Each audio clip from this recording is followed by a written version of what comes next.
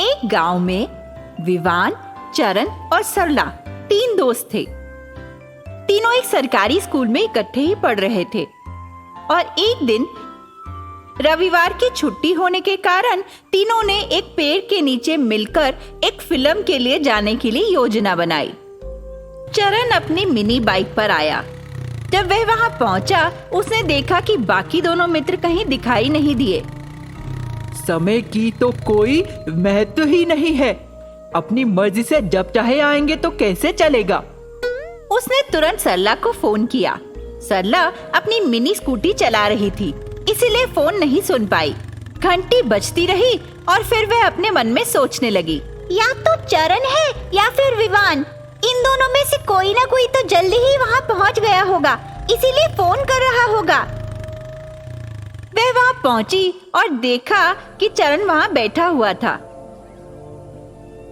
विवान अभी तक नहीं आया। सरला चरण के पास गई। अरे विवान कहीं दिखाई नहीं दे रहा। ये देखो, ये रहा विवान। मैंने बिस्कुट की तरह अपनी जेब में उसको डाल कर रख लिया। ये क्या मजाक कर रहे हो? बस टाइम पास कर रहा हूँ। मुझे तो बिल्कुल हंसी नहीं आई। अब चलो विवान को तो फोन लगाओ, देखें क्यों नहीं आया अब तक। चरण ने विवान को फोन किया और विवान अपनी मिनी बाइक जो कि गैस सिलेंडर से चल रही थी उससे आ रहा था। रास्ते में आते हुए उसे सब लोग टकटकी लगाए देख रहे थे। कुछ लोगों ने उसका मजाक भी उड़ाया। जब वह वहां पहुंचा तो विवान को देखकर उसके दोस्त भी हंसने लगे। उन्हें हैरानी हुई, उसकी बाइक पे सिलेंडर लगा देख। तभी विवान ने उनसे कहा, अरे क्या बात है, इतना क्यों मुंह खोलकर देख रहे हो? बाइक ही तो है, अपना मुंह बंद करो, नहीं तो मक्खियां घुस जाएंगी। विवान की बात सुनकर दोनों सरला और चरण ने अपना मुंह बंद कर लिया, पर वे अभी भी ये बात देखकर हंस रहे थे कि उसकी बाइक पर गैस सिलेंडर लगा हुआ है। अरे ये क्या है? ये गैस से चलने वाली बाइक है। अरे तुम्हें ऐसे आइडियाज कैसे आते हैं?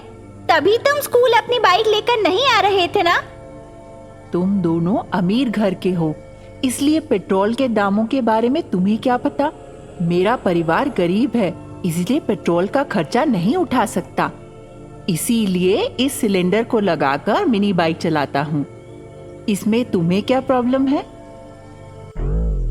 कुछ देर बाद तीनों फिल्म देखने चले गए। तभी तीनों घर अपने पहुँचे। घर पर विवान के चाचा सुदर्शन आए थे। विवान की माँ रसोई में उनके लिए चाय बनाने गई, पर सिलेंडर गायब था और यह देखकर रोने लगी। हे भगवान, कहाँ गया मेरा सिलेंडर? किसी ने चुरा लिया। अब मैं कैसे अपने भाई को चाय बनाकर पिलाऊं? क्या होगा अभी? तभी विवान वहां पहुंचा। दोनों उसकी माँ और मामा देखकर खूब हंसे कि विवान अपनी बाइक गैस सिलेंडर से चला रहा था। उसने गैस सिलेंडर वापस किया और तब उसकी माँ ने चाय बनाई और अपने भाई को चाय पिलाई। चाय की चुस्की लेते हुए तीनों आपस में बातें करने लगे। करनाल में रहने वाला संजय एक गरीब आदमी था, इसीलिए उसकी एक इच्छा थी कि वह एक ऑटो खरीद ले।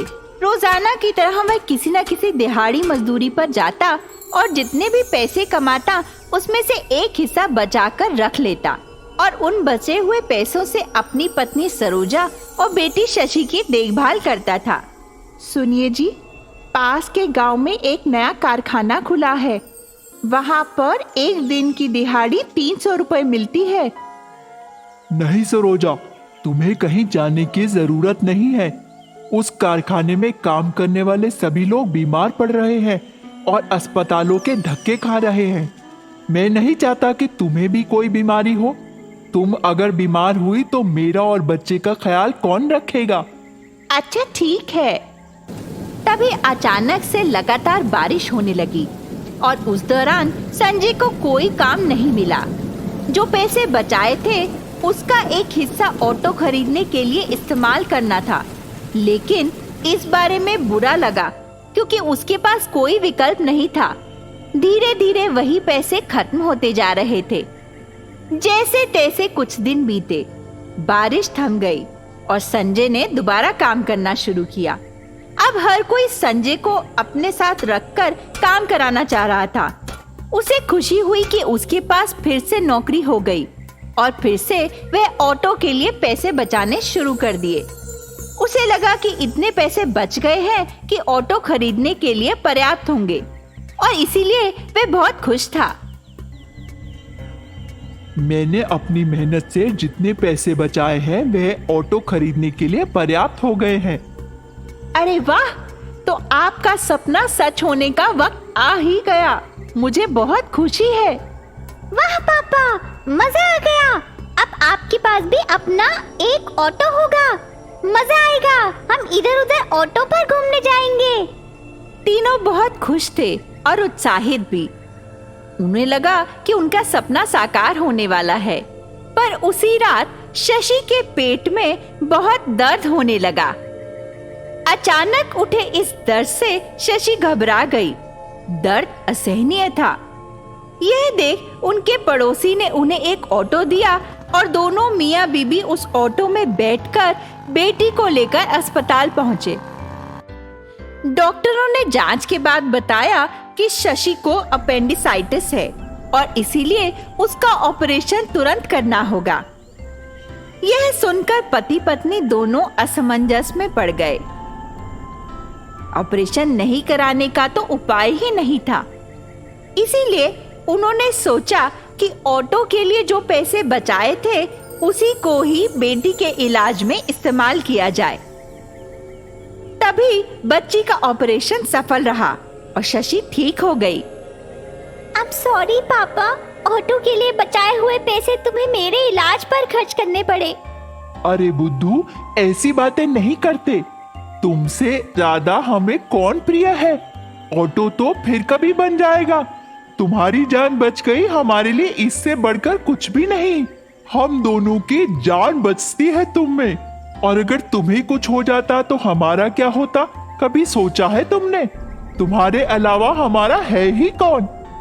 तीनों एक दूसरे को सांत्वना देते रहे और अगले दिन जब वह खेत में गया उसने देखा बैम्बू के बहुत बड़े बड़े लकड़े पड़े थे। उसे एक आइडिया आया। तुरंत उसने मैकेनिक राजू से बांस की डंडियों से एक ऑटो बनाने को कहा।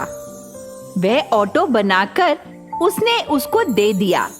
संजय बहुत खुश था और सभी लोग उसका ऑटो देखकर हैरान हो गए।